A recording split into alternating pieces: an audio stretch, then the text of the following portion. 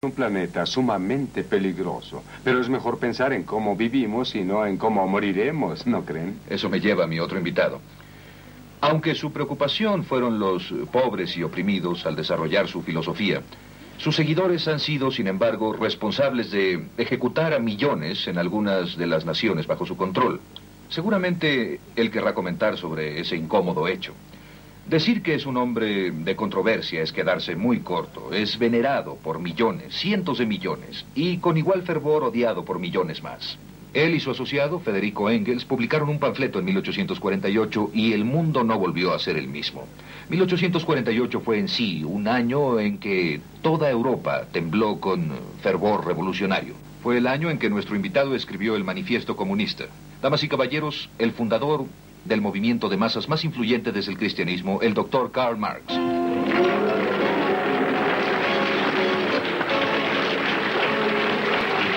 En todo caso, le aseguro que se le permitirá hablar con toda libertad aquí esta noche. Gracias, señora. Mencionó en su introducción el hecho de que soy odiado por algunos. Supuestamente me odian porque temen por su libertad. Pero hay un punto que quisiera que entendieran mis opositores. Majestad, el hombre común en Francia, en su época, tenía la libertad de escoger quién lo gobernara. Controlaba una buena parte de su destino. No estoy segura. El pueblo nos amaba. Pero yo nunca pensaba en ese tipo de asunto. Ese era el problema. En la época en que escribí mi documento, las libertades modernas de las que se jactan ustedes, los norteamericanos, eran desconocidas. No había libertad de palabra, libertad de reunión, libertad de imprenta, juicio por juicio, ni parlamento. Era peligroso oponerse al Estado. La gente del pueblo era pobre y oprimida. Tal vez hoy podrán entender que lo que Voltaire dijera de Dios se pudo haber dicho de mí. ¿Qué fue eso, señor? Si yo no hubiera existido, hubiera sido necesario inventarme. Doctor Marx, la Revolución Francesa pavimentó el camino para las rebeliones socialistas y la Majestad. Si nos disculpa, Majestad. Sí. Muchos hoy en día solo saben lo que fue el último capítulo de su drama personal, la tragedia de su ejecución pública en París en 1793. Pero para entender la conclusión de su historia, tendríamos que conocer los primeros capítulos de su vida. Ay, cierto. Tendrían que saber mucho más que eso, señor. Tendrían que entender un poco de la historia de toda la Europa del siglo XVIII. Por desgracia, a diferencia del doctor Marx, no soy historiador. Su Majestad. Ay, se lo suplico, Sir Thomas, gracias.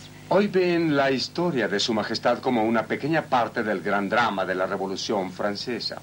Pero para ella, esa revolución quizá fue menos importante que el final de la monarquía francesa. Exacto. De la monarquía europea en general, que ya había durado siglos y bajo su reinado se habían logrado las grandes glorias de la civilización occidental. Y bajo su reinado, los grandes crímenes de la civilización occidental se habían cometido. Hasta la época de Su Majestad, sí, doctor Marx.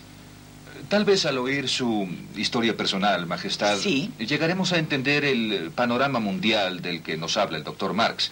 Tomemos una equivocación muy común. Supongo que muchas personas hoy en día piensan que usted venía de una familia francesa noble. ¡Ay, no! ¿Tan profunda así es la ignorancia actual? Temo que sí, doctor Marx. Si no, no los hubiéramos molestado para que se presentaran aquí. No, por fortuna no tengo una gota de sangre francesa en mis venas. Los reyes de Francia eran de la familia Borbón. ¿Borbón, dice usted? Sí, ¿por qué pregunta? Pues al general Grant le gusta beber bourbon. No lo conozco, pero él le decía, yo era de la casa austríaca de los Habsburgo y ya que estamos aclarando errores, caballeros, voy a satisfacer una mórbida curiosidad sobre este tema. Yo no dije que coman pastel. En cuanto al infame collar de brillantes, que sin duda alguien iba a mencionar, no solo no fue mío, ni siquiera lo vi. Y no fui ninfomanía. Bueno, hablemos del juego de azar, Majestad. ¿No es cierto que perdió millones en las mesas de juego? Sí, eso es cierto. ¿Sabe que un día de Todos Santos jugué todo el día y toda la noche? Día de Todos Santos, dice usted. ¿De verdad que me porté muy mal? Majestad, Ay, usted nació en 1755, ¿no es así? ay, me halaga que lo sepa, doctor Marx. Sí. Es un día que se recuerda como el de la gran tragedia de Portugal, el terremoto de Lisboa.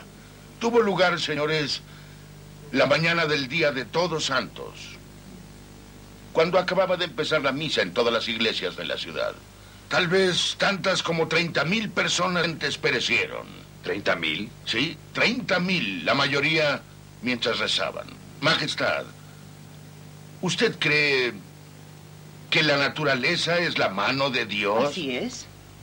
Entonces podrá explicarnos por qué fue tan cruel con los buenos cristianos de Lisboa. Ay, Dios cruel. Doctor Marx, los desastres naturales son accidentes y no necesariamente ejemplos de la intervención divina, como usted sabe muy bien.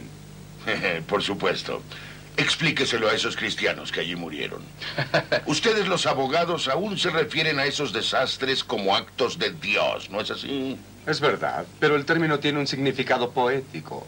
Majestad, su madre, la emperatriz María Teresa de Austria, fue una figura sobresaliente. Ay, Sir Thomas, si yo hubiera tenido su conocimiento de asuntos políticos, la historia de mi época hubiera sido muy diferente, sin duda. Pero, por desgracia, yo no era el tipo de mujer que crea eventos históricos importantes, sino todo lo contrario, debo decir. Por ejemplo, la alianza entre Francia y Austria hizo mi matrimonio. También le dio su importancia en la historia. Gracias, señor. ¿Recuerda, Majestad, cómo se produjo la alianza entre Austria y Francia? Creo que fue creada principalmente por mi madre, señor presidente. Para entender esta revolución diplomática, caballeros, deben recordar ese asombroso e histórico drama, la Reforma Protestante. ¿La reforma?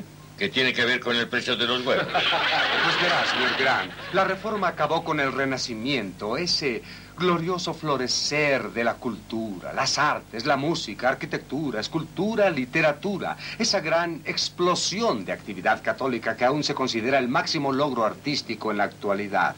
Pero, Sir Thomas, la Reforma fue una reacción contra la corrupción de la Iglesia, ¿no es así? Obviamente, doctor Marx, pero dejó una Europa dividida, suspicaz y hostil. ¿Está diciendo, Sir Thomas, que no había necesidad de una reforma? No, doctor Marx, una reforma era necesaria, pero debió haber venido del interior de la Iglesia. Naturalmente, Claro. pero no fue así. Tal vez esa reforma fue el precio que la Iglesia Católica pagó por sus propios pecados hasta la Contrarreforma Católica. Así puede interpretarse, pero al final Europa quedó dividida en potencias protestantes contra católicas. Sí, y luego ese horrible Federico el Grande apareció en escena como contrincante de las naciones católicas. Bueno, Majestad, como general siempre he considerado a Federico como uno de los grandes militares de la historia. Qué interesante que usted admire tanto a Federico, señor Grant. Entiendo que su país, los Estados Unidos de Norteamérica, peleó 2 grandes guerras contra Alemania.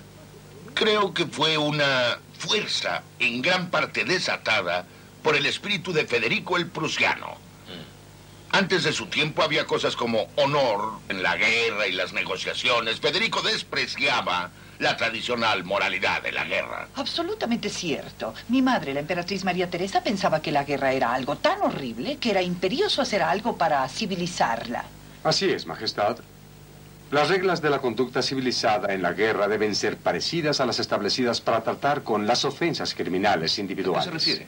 No se lanza uno sobre un hombre en la calle cuando cree que ha cometido un crimen y lo mata ahí mismo. No, lo arresta, le hace un juicio, le da oportunidad de hablar en propia defensa. Solo entonces, si es condenado, se pasa sentencia. Igual con la guerra. Debe haber alguna semblanza de razón y civilización. No todo es válido, ni en el amor ni en la guerra. No, Sir Thomas. Ya que hablamos de guerra, dirijámonos al militar aquí presente, el general Grant. Sí, ¿cómo lo